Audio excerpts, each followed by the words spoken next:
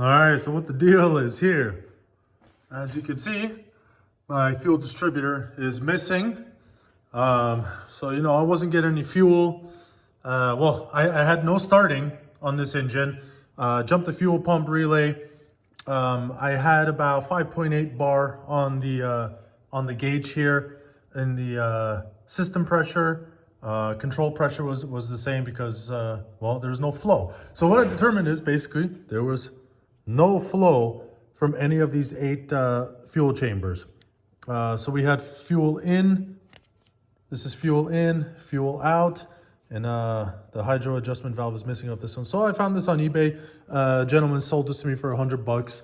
Basically, I was putting mine back, I took it apart, but then my kids stole all the springs, lost it. This thing is just good for a couple spare parts. I ended up finding this outside, so this is useless now. So anyway, you can see, remember in my old videos, I rebuilt this guy, but you know, might as well just dump all that. It doesn't even matter anymore. So when I rebuilt this, when I scoped it, I bore scoped it down here, through here. This is where the main control piston is. So this is where your air flapper, the arm pushes up and down on it. The more you push in, the more fuel you're supposed to flow out. What's up, cat? This is one of the shop cats. And so yeah, the control piston pushes in and out. So there's supposed to be fuel in here. And I checked everything. This is my second shop cat. Cat, get out of the way.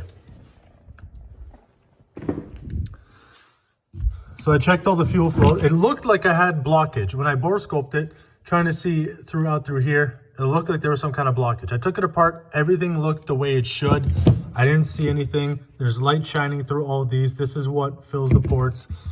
My guess is what happened is because this sat since about August, July of last year, somewhere around that time, August. I think maybe what happened is because I probably still had a bit of the old fuel in the lines, and maybe the varnish somehow got this all stuck together, and this wasn't able to fluctuate that it should to fill up the fuel columns and send fuel out. So right now what we're gonna do, we're gonna rob this hydro adjustment valve and put it on the new distributor, pop it all together and see if it runs. All right, got the new fuel distributor installed here.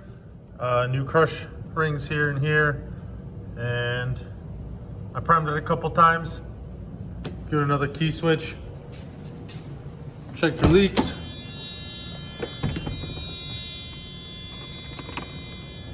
All right, let's see what happens.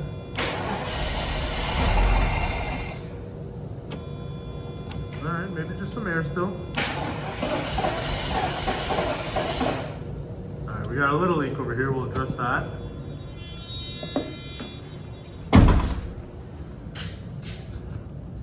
All right, well, leaks are good, that means we're getting fuel there.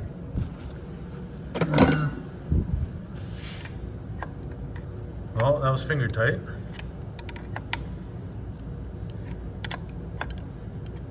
Should be good, everything else looks good.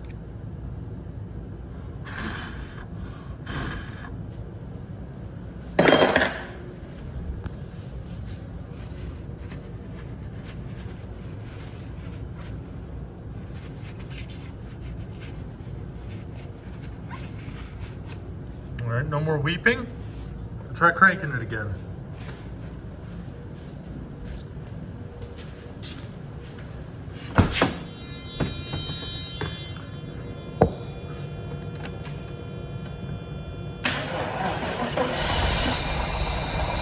Holy shit.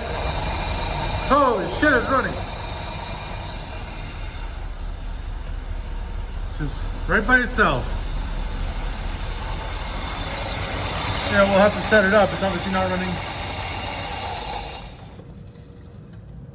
You know, it could be better. In my high pressure pump, you can just hear it's leaking out for the rear shocks there. So that's a new failure actually. Oh, here we go. What a mess. Woo-wee. Let's see. Yep, that's oil. for the rear shocks. But anyway, this is running, so it died when I pressed this in, but let's get in there. Let's oh shit, here it is. Yep.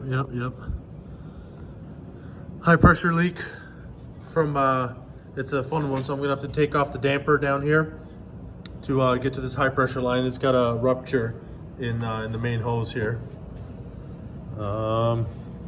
Really, I should loop it for now, but I really want to see this thing run again. So, climb in. Ugh. Ugh. All right.